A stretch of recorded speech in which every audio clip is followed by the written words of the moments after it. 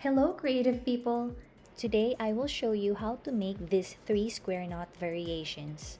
I have a separate video on how to make the square knot and other basic macrame knots. Please watch it if you're just starting to learn the basics of macrame, or probably just check it out to see if there's something new you can learn.